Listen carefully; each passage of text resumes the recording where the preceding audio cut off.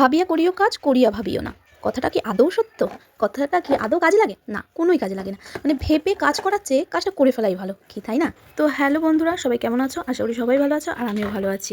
আজ অনেক দিন পর আবার চলে আসলাম নতুন একটি ব্লগ ভিডিও নিয়ে। তো দেখিয়ে দিলাম সকাল সকাল উঠে আমি রান্না বসিয়ে দিয়েছি, বাসি কাজটা সেরে।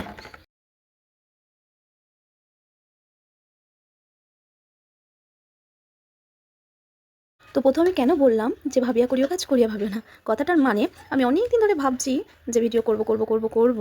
এই করব করব কথাটা মানে করব করব করতে করতে আর করে ওঠা হয়নি। সবাই মানে ভাবার আগে সবাইকে দেখি যে তারাও শুরু করে দিয়েছে, কিন্তু আমি ভাবতে ভাবতেই চলে গেছে আমার দিন, আর শুরু আর করতে পারিনি। যাক, তাও ভাবলাম যে করি শুরু। তা করলাম, করার পর আর এক কাণ্ড। বাবুকে নিয়ে অনেক কাহিনী, সে নয় পরে আর একদিন বলবো। আমি ভাবি ছোটো বাচ্চা থাকলে হয়তো কোনো কাজ করে ওঠা সম্ভব হয় না, সব গুছিয়ে, আবার তার উপরে আবার ভিডিও, যেটা আমার মতো মানুষ অনেকেই করতে পারে না। যেটা সত্যি সেটাই করতে পারে না অনেকেই। আমিও এমনই ভাবতাম যে সংসারের সব কাজ সেরে আবার ভিডিও করা আমার দ্বারা হয়তো হবে না, কিন্তু তারপর ভাবলাম কেন হবে না, করি, চেষ্টা করি, হতেই হবে। তা আজকে থেকে আবার শুরু করে দিলাম, দেখি যদি ধরে রাখতে পারি তার ছোট থেকে বড় হয়ে ওঠাটা এই ভিডিওর মাধ্যমে। তো ওইদিকে বাবা আর ছেলে ঘুমোচ্ছে, আমি এদিকে সকাল সকাল উঠে পড়েছি, ওই 7:30টার সময় উঠেছি।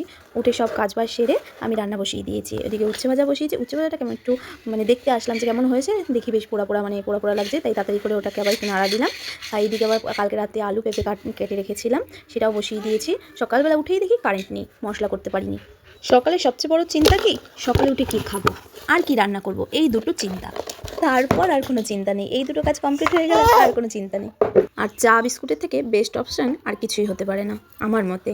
সকালে এক নয় চা মুড়ি, এক নয় চা বিস্কুট, এক নয় ছাতু, এইসবই। তা ছাতুটা প্রায় দিনই খাই, কলা দিয়ে, খেজুর টেজুর দিয়ে। তা আজকে ভাবলাম যে ছাতুটা না খেয়ে চা আর বিস্কুটই খাই।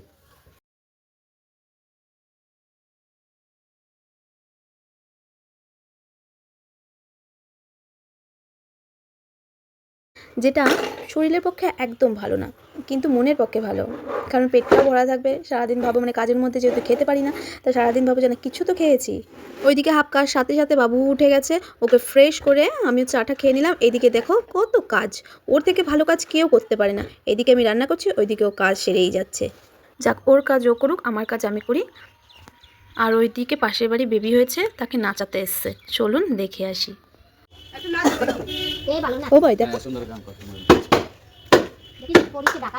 আরে কতদিন পরে এসে বলে ও গো এখনই কেন যাবে চলে, কতদিন পরে তুমি এলে ও গো এখনই কেন যাবে চলে, ভালো যদি মরে নাই বাসো একটু কাছে আসো না, এই বৃষ্টি ভেজা রাতে চলে যেও না, এই বৃষ্টি ভেজা রাতে চলে যেও না, বৃষ্টির ছন্দে বকুলের গন্ধে, বৃষ্টির ছন্দে বকুলের গন্ধে আমায় একা রেখে চলে যেও না, এই বৃষ্টি ভেজা রাতে চলে যেও না, এই বৃষ্টি ভেজা রাতে চলে যেও না, কতদিন পরে তুমি এলে ও গো এখনই কেন যাবে চলে, ভালো যদি মরে নাই বাসো একটু কাছে এসো না, এই বৃষ্টি ভেজা রাতে চলে যেও না, এই বৃষ্টি ভেজা রাতে চলে যেও না।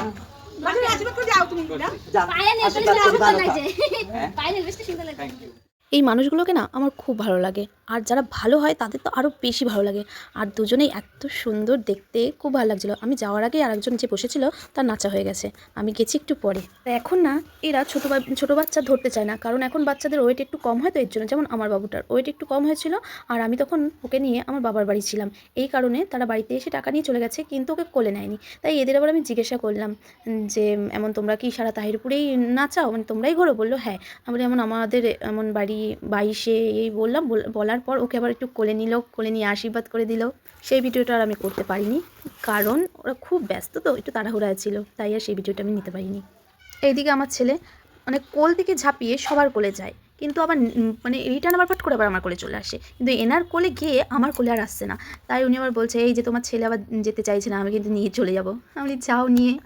মানে এত ভালো, আমার তো খুব ভালো লেগেছে, আর দেখতে কি সুন্দর না, খুব ভালো লাগে। এইদিকে সেই কথা ওকে বলতে বলতে আসছি যে তুই তো কারো কোলে গেলে আবার চলে আসিস, কেন আসছিলি না? যাক, এদিকে আমরা ঘরে চলে এসেছি, ঘরে একটু জল খেয়ে নিই, এটা আমার রোজের রুটিন। ডেলি 3 লিটার জল খেতে হবে।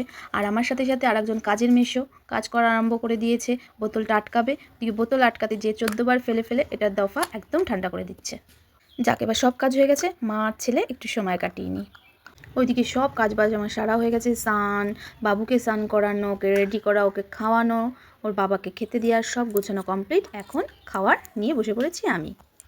আজকের মেনুতে ছিল উচ্ছে ভাজা, ডিমের অমলেট, চিপস, ডাল আর আলু পেঁপে সয়াবিন দিয়ে তরকারি, সাথে এক টুকরো লেবু। এই টানের সময় মানে শীত পার হয়ে গরম পড়বে ভাব, মানে শীতও না আবার গরমও না, এক সময় লাগে ঠান্ডা, এক সময় লাগে গরম। এই সময় খেতে হয় তিতো আর টক, যেটা পেট আমাদের ঠান্ডা রাখে। কারণ এই সময় প্রচণ্ড মানে পেটের সমস্যা হয়, শরীরে অনেক নানান রকম সমস্যা হয়, ঠান্ডা লাগা আরও অনেক কিছু। তারপর জল কমে যায়, মানে জল খাওয়াটা কম হয়, এর জন্য শরীরে জলের পরিমাণটাও কমে যায়। এই সময় অনেক রকম রোগ দেখা যায়।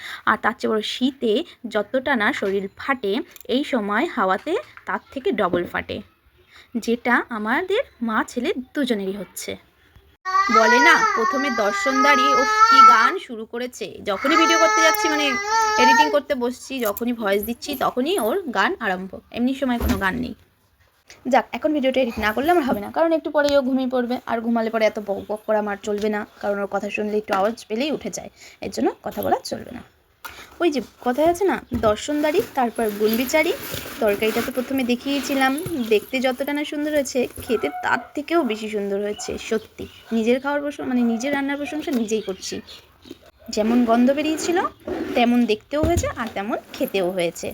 প্রথমে ভেবেছিলাম হাফ তরকারি দিয়ে খাবো, হাফ তরকারিটা ডাল দিয়ে ভরিয়ে খাবো, কিন্তু এত সুন্দর হয়েছে আমি তরকারিটা দিয়ে শুধুই ভাত মুখে খেয়ে নিয়েছি। একদিন মনে হয় যে কেউ রান্না করে দিলে ভালো হয়, তো নিজের হাতের রান্না সবসময় আর ভালো লাগে না, কিন্তু মাঝে মধ্যে রান্না এত সুন্দর হয় না, নিজের হাতের রান্না নিজেরই খুব ভালো লাগে। মাঝে মধ্যে এত সুন্দর হয়, আবার মাঝে মধ্যে এত বিচ্ছিরি হয়, মাঝে মানে খেতে ইচ্ছে করে না, মনে হয় একটু বাইরের খাবার হলে একটু বেশি ভালো হতো। যাক, এদিকে ভেবেছিলাম সব ভাতটুক খেতে পারবো না, কারণ প্রচণ্ড পেট ভরে গেছিলো, কিন্তু তাও কষ্ট করে খেতে হলো, কারণ ফেলে দিতে হবে না হলে। যাক, কথা বলতে বলতে আমার খাওয়াও কমপ্লিট হয়ে গেল। আর আজকের ভিডিও এই পর্যন্তই, আবার পরে অন্য কোনো একটি ভিডিওতে দেখা হবে খুব তাড়াতাড়ি। সবাই ভালো থেকে সুস্থ থেকে সাবধানে থাকো, আর ভিডিওটি কেমন লেগেছে অবশ্যই বলো।